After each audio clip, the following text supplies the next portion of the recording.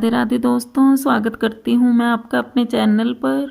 और आज मैं आपको सुनाऊंगी सुख अमावस्या या सुखी अमावस्या की कहानी। शुक्रवार को पड़ने वाली अमावस्या को सुख अमावस्या कहते हैं और इस दिन यह कहानी सुनी जाती है। तो चलिए वीडियो शुरू करते हैं।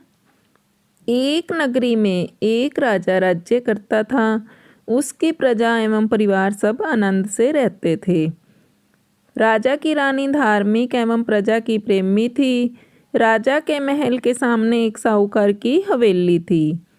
राजा की रानी एवं सेठ की पत्नी में मित्रता थी। रानी सारी प्रजा से प्रेम रखती। एक रोज साहूकार की हवेली से साहूकार की पत्नी के रोने की आवाज आने लगी। स्त्री भारी विलाप कर रही थी। रानी ने हवेली में रोने की आवाज सुनी तो रानी ने राजा से इस विलाप का कारण पूछा।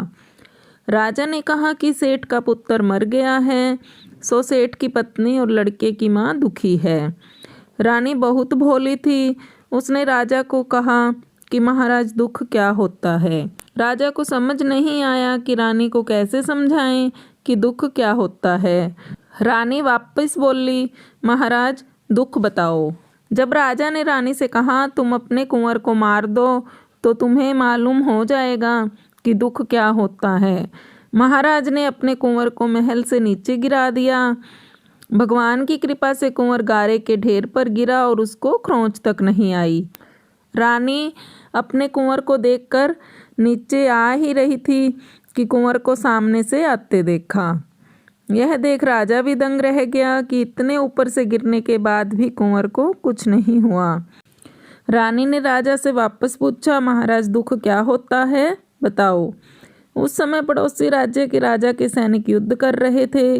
राजा ने रानी से कहा कि अब मैं लड़ाई में अकेला जा रहा हूँ। जब तुम मेरे मरने का समाचार सुनोगी तो तुम्हें दुख का एहसास हो जाएगा। राजा ने युद्ध के लिए प्रस्थान किया, लेकिन भगवान और अमावस माँ की कृपा से लड़ाई जीतकर राजा घर आया। अब राजा को भी आश्चर्य होने लगा कि क्या कारण है। उसी समय महारानी महाराजा के पास आई और वही प्रश्न दोहराने लगी कि दुख के बारे में कैसे एहसास दिलाया जाए। राजा ने रानी को बुलाकर कहा कि अब हम गंगा जी की यात्रा करने जा रहे हैं। वहाँ गंगा की धारा में मैं कूद जाऊंगा, तब तुम्हें दुख का एहसास होगा। रानी ने गंगा यात्रा की तैयारी की और आवश्यक सामान व रास्ते में भोजन की सामग्री का प्रबंध कर यात्रा के प्रस्थान किया। कैलाश पर भगवान शिव ने पार्वती से कहा कि सती, आज मैं कलयुग में सुखी आत्मा का दर्शन कराऊंगा। शिवजी ने बकरे व पार्वती ने बकरी का रूप धारण कर एक बावड़ी के पास घास चरने लगे। इतने में राजा रानी की सवारी आई। रानी ने सुंदर छाया और बावड़ी को देखा तो राजा से कहा, हम थोड़ी देर यहीं जलपान व विश्राम करके आगे बढ़ेंगे। राजा रानी ने वहां जलपान किया। उसके बाद राजा पानी लेने के लिए बावड़ी में गया। उस समय बकरी का रूप धारण किया पार्वती ने बकरे का रूप धारण किए शिवजी से पूछा कि स्वामी, इस रानी को दुख देखना है मगर इसे दुख क्यों नहीं मिलता है। रानी ने बकरे बकरी को मनुष्य की भाषा में बोलते देखा।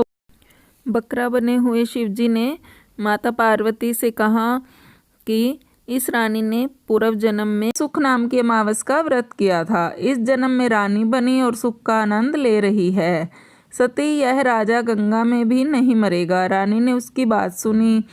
तभी राजा पानी लेकर आया तो रानी ने राजा को वह सारी घटना सुनाई और वापस अपनी नगरी चले आए। राजा ने अपने राज्य में प्रजा को सुख अमावस के व्रत करने की आज्ञा दी।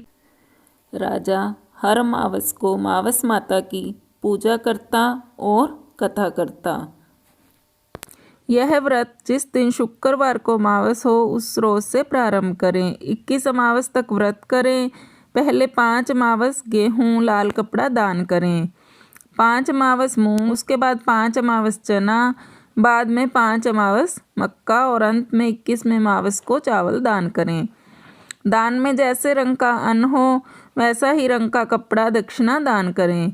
व्रत के रोज गाय को हरा चारा और ब्राह्मण को भोजन या दक्षिणा देवें। जो मनुष्य श्रद्धापूर्वक व्रत करेगा अमावस माता और भगवान शिव की कृपा से दुख से मुक्ति प्राप्त करेगा। तो दोस्तों, आपको ये वीडियो कैसी लगी मुझे कमेंट करके ज़रूर बताएं। अगर आपको वीडियो अच्छी लगे तो वीडियो को लाइक करें, शेयर करें और मेरे चैनल को सब्सक्राइब करना मत भूलें।